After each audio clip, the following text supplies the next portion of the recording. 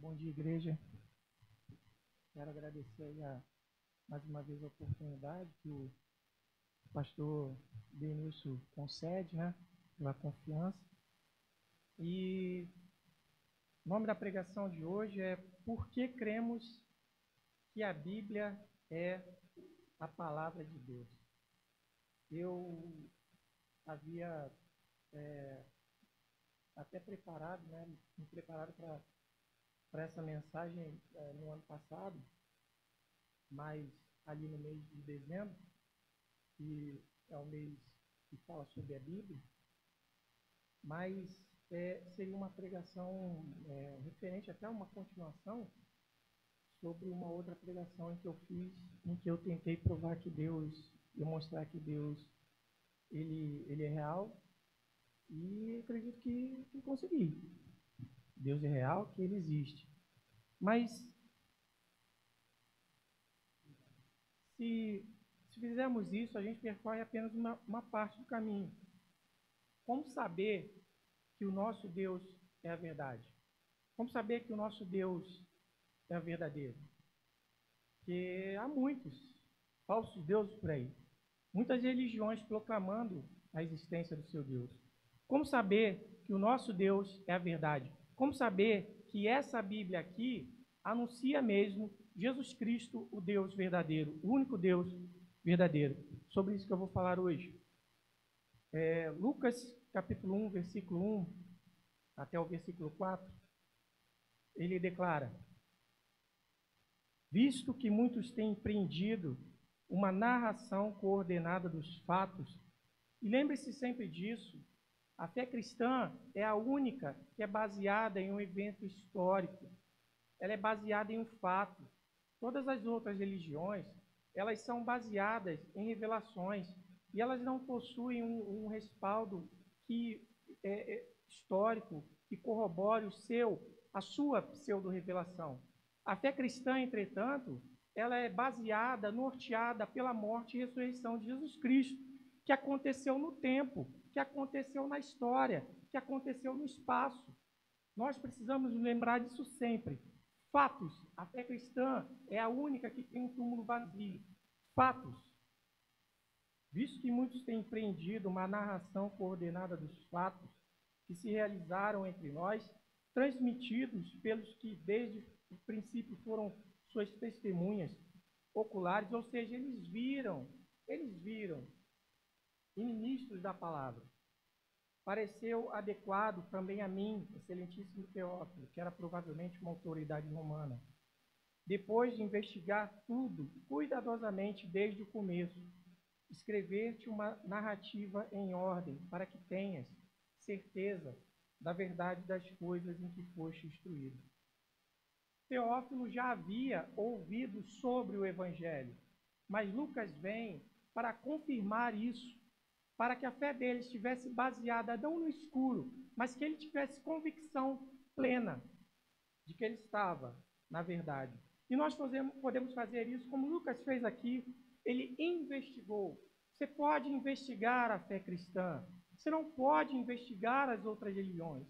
Você tem que crer cegamente, tanto no catolicismo quanto no Islã.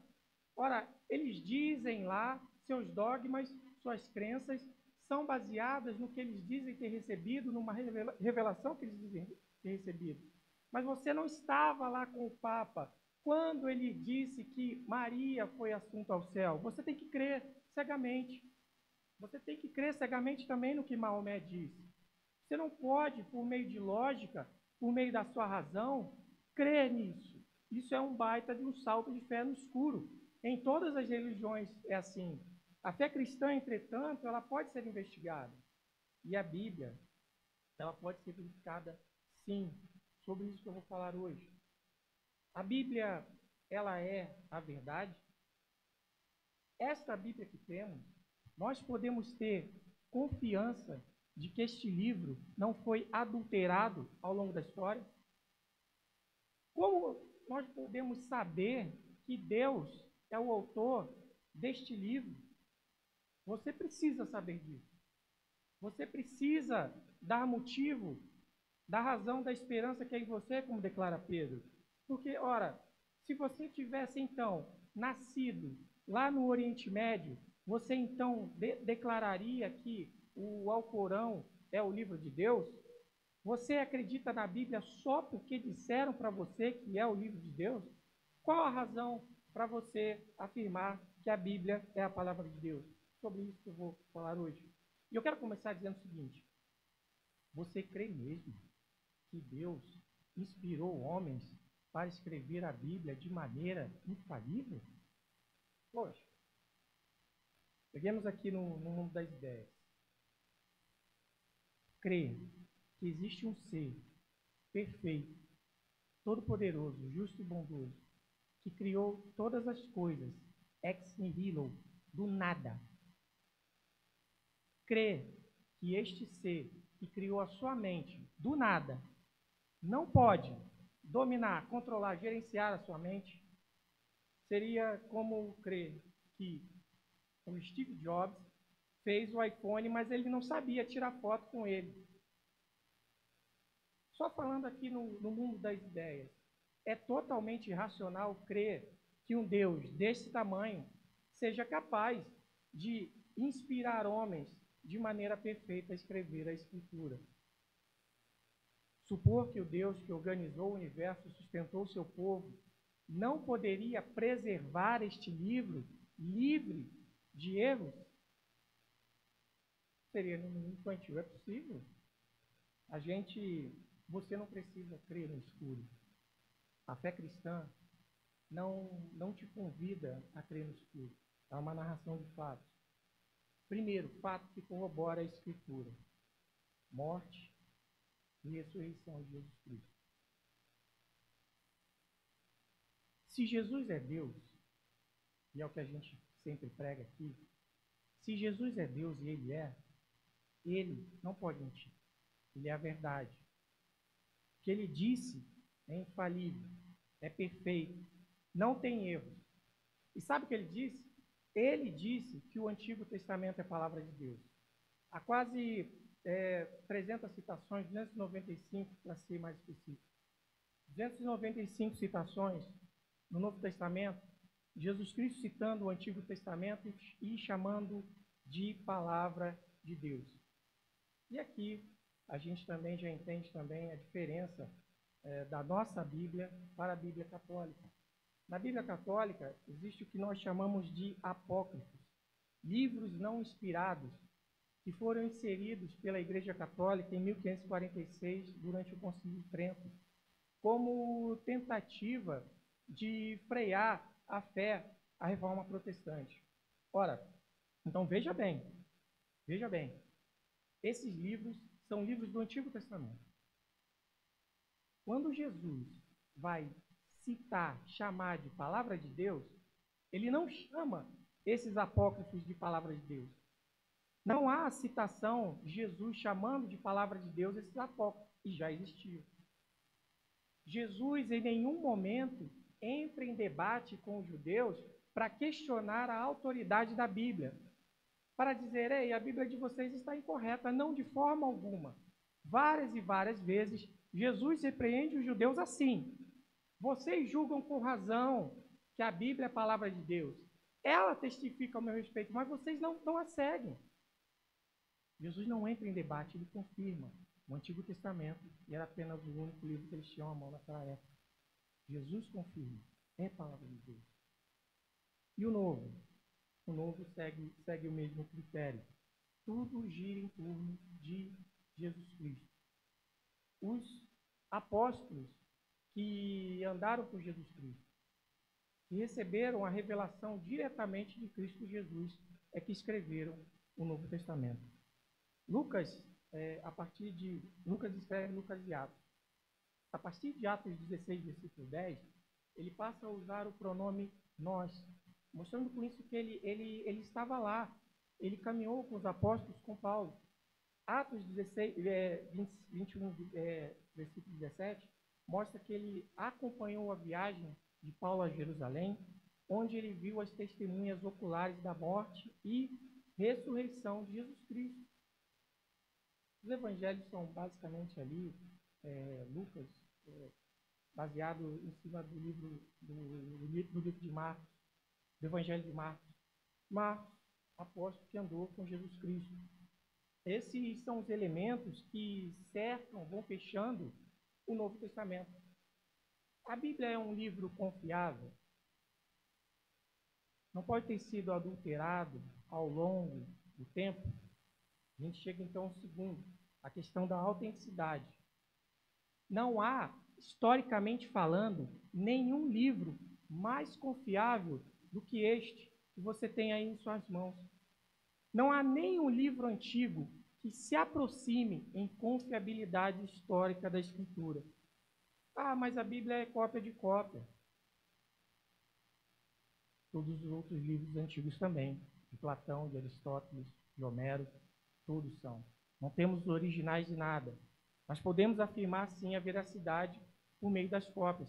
A crítica textual é a ciência que estuda isso, esses livros antigos. Só para fazer uma comparação da Bíblia com outros livros antigos. Duas das mais antigas biografias de Alexandre o Grande foram escritas por Adriano e Plutarco, mais de 400 anos depois da morte de Alexandre.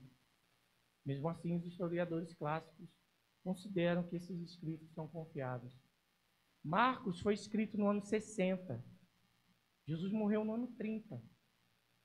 E os escritos ali não datam de 100 anos. A diferença é muito pequena, muito pequena. Aristóteles, 1.400 anos depois da morte de Aristóteles, foi escrito. A cópia mais antiga de Platão, 1.200 anos depois do original. Agora veja a Bíblia. As cópias mais importantes datam de meados de 350. 350. Ou seja, comparado com os outros escritos, são muito poucos. 1.400 para 300 anos de diferença. O Códice Vaticano está lá na Biblioteca do Vaticano. O Códice Sinaítico no Museu Britânico. Além desses, há milhares de outros que datam de 100, 150 depois de Cristo. Muito pouco. Não se tratando de história, de livros antigos, é como se fosse ontem. E a quantidade de cópias? A quantidade de cópias que você tem nos outros livros. Os Anais de Tácito, dos 16 livros, restam apenas 10 completos e 2 em fragmentos. Há apenas duas cópias. Uma de 700 anos depois do original e a segunda de 900 anos depois do original. De Platão, 7 cópias. 7 cópias. Aristóteles, 5. Da Antiguidade, o livro com mais cópias, com a maior quantidade de cópias, a Ilíada de Homero, 649. Grave isso. Dos livros antigos, exceção da Bíblia, obviamente, o livro com a maior quantidade de cópias, a Ilíada de Homero, 649. Vamos para a Escritura? Só do Novo Testamento. O Novo Testamento foi escrito em grego. Só do Novo Testamento nós temos em grego 6.000 cópias. 6.000. Mas não para aí não. Contando outros idiomas, dá mais de 24.000. Se você pegar o Antigo Testamento e cópias a partir do grego, nós temos mais de 40.000 cópias. Mas, além disso, nós temos outros elementos para confirmar esse texto aqui. As citações da Bíblia nos escritos dos pastores da época. Vários e vários pastores escreviam, mandavam cartas e faziam citações do Antigo e do Novo Testamento. Por exemplo, o bispo Clemente, em sua carta à igreja de Corinto, ele faz várias citações dos evangelhos, de Atos. Nas cartas de Inácio, o bispo de Antioquia, no caminho para o martírio, ele também faz várias citações da Escritura, da palavra de Deus. Frederick Kenyon disse o seguinte: o último fundamento para qualquer dúvida de que as Escrituras nos tenham chegado às mãos substancialmente como foram escritas, já caíram por terra. Se ele está falando complicado, eu explico para você. Se há alguma dúvida de que a Bíblia foi alterada, isso aí já caiu por terra faz muito tempo. Você tem em suas mãos é exatamente o que os apóstolos escreveram. Eu vou explicar para você como funciona por meio de lógica. Como como teria sido possível se pudéssemos adulterar a Bíblia? Seria mais ou menos assim. Pegássemos um livro muito popular hoje. Claro, naquela época não havia prensa, a prensa vai ser inventada ali durante a Reforma Protestante com Gutenberg, mas a Bíblia sempre foi o livro mais vendido, sempre foi um livro muito popular. E aí você nota aqui pela quantidade de manuscritos, né, pela quantidade de cópias. Se pudéssemos pegar um livro muito popular hoje e mudar o final dele, pegássemos, por exemplo, ali um Harry Potter da vida e quiséssemos adulterar o final, deveríamos fazer? Pegar todas as cópias espalhadas pelo mundo, não apenas as cópias, todos os artigos que foram escritos em que pessoas falaram sobre o livro.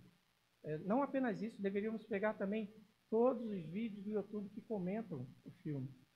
Claro que, sei assim, em proporção menor, mas o que nós deveríamos fazer se quiséssemos adulterar a Escritura? Deveríamos pegar todas as cópias ali, as 6.000 cópias ali do Novo Testamento, adulterar tudo isso, pegar também todas as pregações de todos os pastores e adulterar tudo isso, em todos os idiomas e adulterar tudo isso. Rapaz, se você acredita nisso, a sua fé é absurda. Se alguém crê que é possível fazer isso, a sua fé é de dar inveja em qualquer crente. Não creio, sou incrédulo. Como disse Frederick Kenyon, cada dia temos mais e mais segurança que este livro que você tem na sua mão, ele é historicamente confiável. Terceiro, o cânon da Escritura, que é o cânon, a lista dos livros considerados inspirados, infalíveis, que Deus soprou para os seus apóstolos. Há uma tese que diz o seguinte: a igreja escolheu quais livros seriam utilizados para esconder segredos obscuros de Jesus. Por exemplo, alguém aqui já assistiu o filme O Código da Vinci? Quem já assistiu? Assistiu?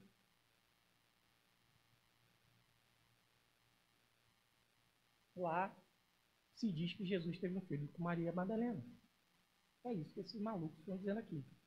A igreja selecionou quais livros seriam utilizados para esconder o passado sujo de Jesus. Ora, os pastores também, os chamados pais da igreja, fazem várias e várias citações do Novo Testamento como palavra de Deus. Por exemplo, Orígenes, entre 185 e 254 ele viveu.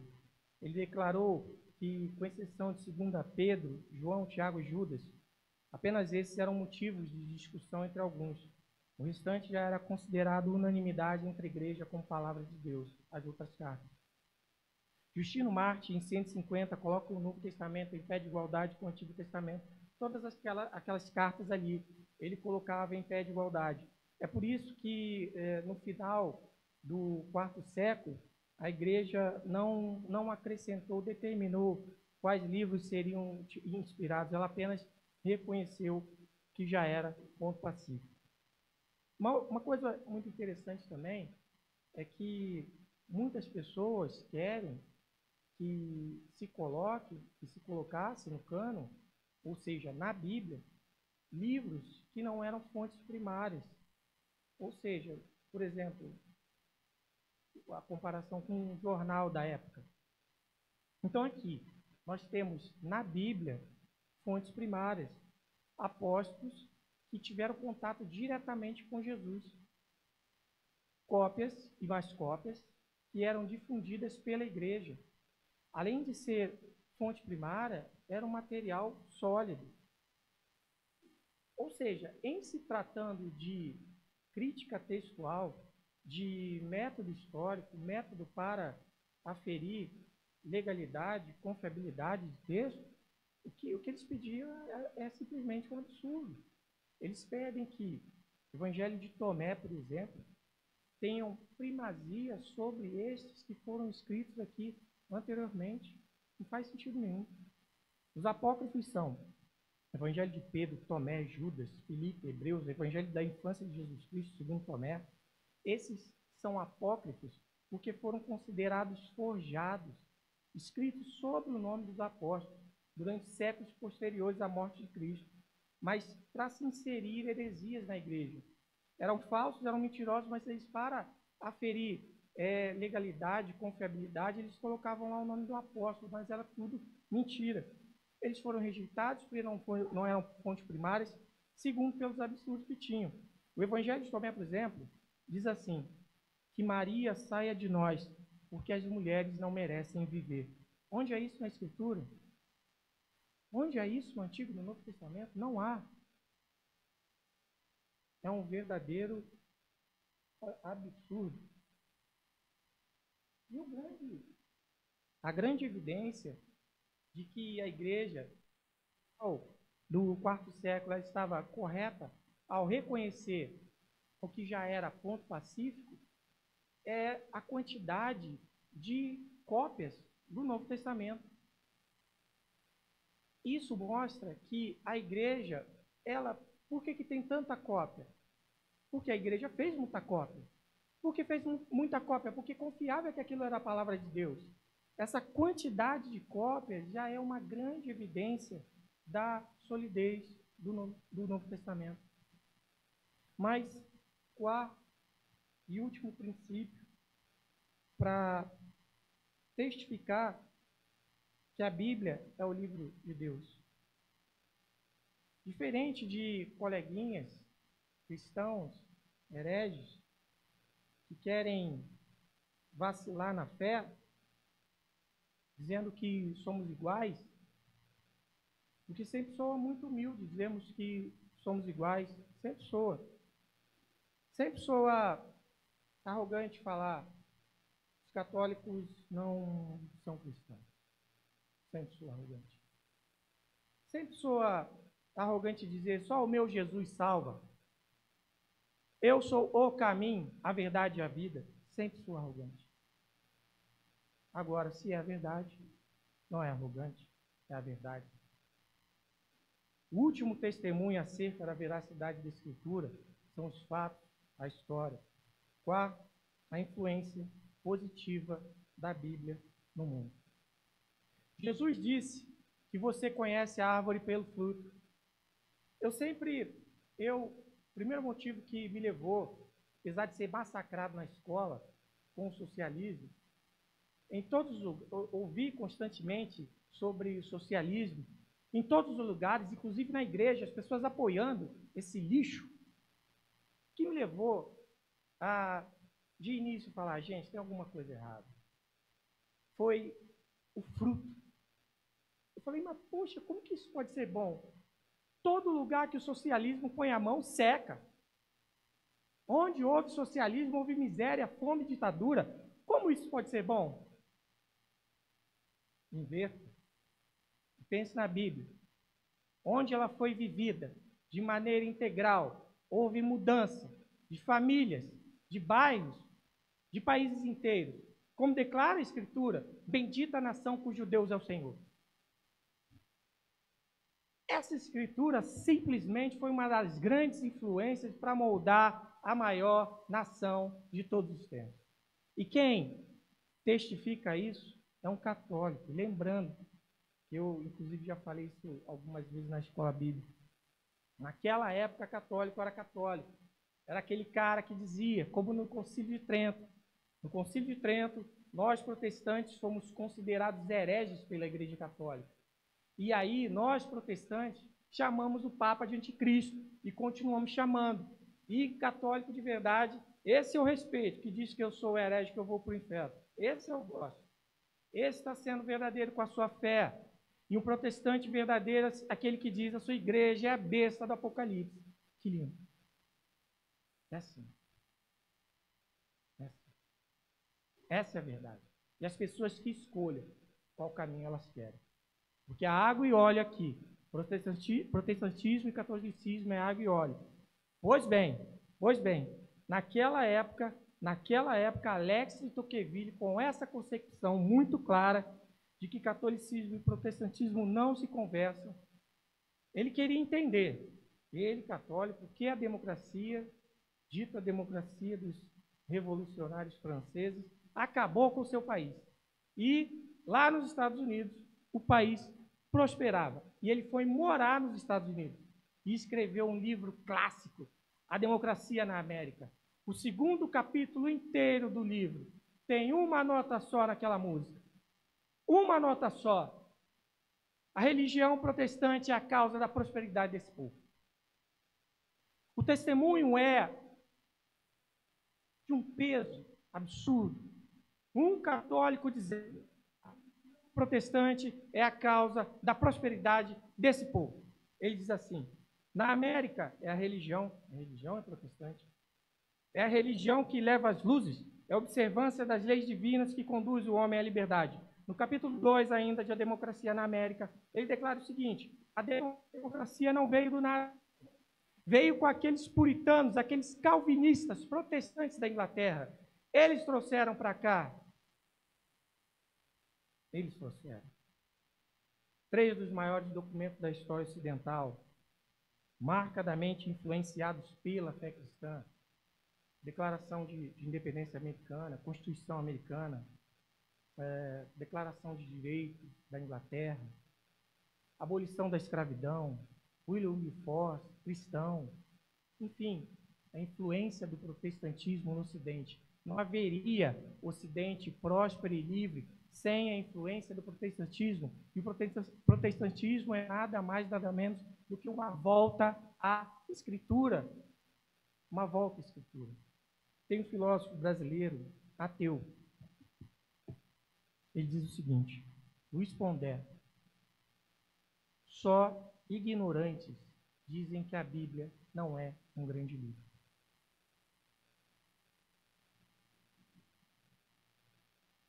Ele não concorda que é o livro de Deus, mas até ele reconhece. Só gente ignorante diz que este livro não é um grande livro.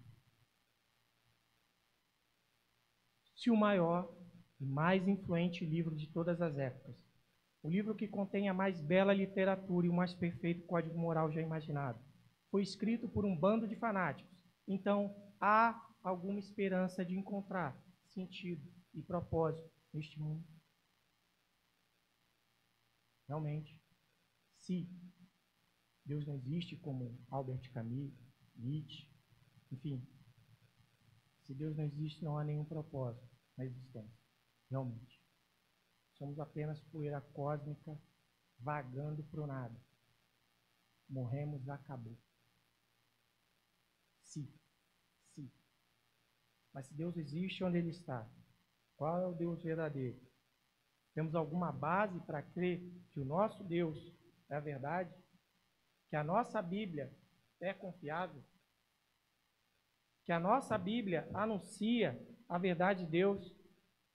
E aí, respondendo essa pergunta, que você precisa se lembrar o seguinte: ela é suficiente para mim, para você, para todas as coisas. Eu não estou com isso aqui dizendo que negligenciamos e ignoramos conhecimento obtidos por ímpios. Não rejeitamos a matemática de Pitágoras de forma alguma. Não. Nem as invenções de Thomas Edison, que não era cristão. Não é isso. Mas o que nós precisamos para criar os nossos filhos está aqui. O que nós precisamos para ter um casamento abençoado está aqui. O que nós precisamos para enxergar como nós devemos trabalhar está aqui. O que nós precisamos para curar a nossa alma, para nos vermos livres de angústia e depressão, está aqui. Tudo que você precisa está aqui. Você se lembra de Israel? Deus disse para o povo: vocês me abandonaram. Eu que sou uma fonte de vida, de água, um manancial. E vocês buscaram, me trocaram por cisternas esburacadas. É isso que a igreja tem feito. Vai buscar a solução para suas angústias em homens ímpios, em psicólogos ímpios. Vai buscar a solução para prender jovens com meio a estratégias mundanas, e não tem funcionado, porque de cada 10 meninos cristãos que entram nas faculdades, 7 se desviam. O suicídio já é a segunda causa de morte entre os jovens. Não tem funcionado. Um batalhão de jovens se desviam porque entretenimento não prende ninguém, não. Quando uma menininha ou um menininho, bem bonitinhos, se aproximar do seu filho, se não houver uma fé sólida nele, você pode ter certeza, ele vai cair. Cultinho de jovem com pastor besta, que tem uma pena gel na cabeça e mais nada, não vai prendê-lo, não vai segurá-lo. O que nós precisamos é da palavra, é como Jesus Cristo disse, e parece que os homens têm se esquecido. Aquele que edificar sua vida com base na minha palavra, é como se edificasse a sua vida de uma rocha, em cima de uma rocha, não vai cair. Aquele outro que edifica a sua vida com base nos ensinos desse mundo, que se esquece do Salmo 1, bem-aventurado o homem que não anda no conselho dos ímpios. Aquele homem que segue o conselho dos ímpios, edifica a sua casa na areia. E por um tempo, todo mundo diz, não faz diferença. Veja, olha aquele cristão ali mais conservador, que mantém as suas tradições, os seus valores cristãos. E olha aquele cristão moderninho ali, os dois são iguais. Parece que aquele moderninho está até mais próspero. Veja as duas casas, não há diferença alguma. É porque ainda não choveu. Uma hora vai, uma hora a tempestade vem. E aí você vai saber a diferença entre quem é de Deus e quem não é. Entre aqueles que estão fundamentados na Escritura e aqueles que estão seguindo o conselho dos ímpios. Bem-aventurado o homem que não anda no conselho dos ímpios, não se detém no caminho dos pecadores, nem se assenta na roda dos escarnecedores. Antes do seu prazer está na lei do Senhor. Ele é como árvore plantada junto à corrente de águas que no devido tempo dá o seu fruto, cuja folhagem não murcha, e tudo quanto ele faz será bem sucedido. Os ímpios, porém, não são assim. São como a palha que o vento dispersa. Eles não prevalecerão no juízo. Esta é a sentença de Deus sobre o povo de Deus, sobre os ímpios. Eles são de Deus, como árvore. E por que são como árvore plantada de água? Porque ignoram o conselho dos ímpios. Vocês precisam estar aqui na palavra de Deus. Que vocês precisam para liderar as suas casas. Está aqui. Ímpios dos coaches da vida. Está aqui. Você precisa para ser um servo de Deus. Está aqui. Palavra de Deus. Vocês acreditam nisso? Amém.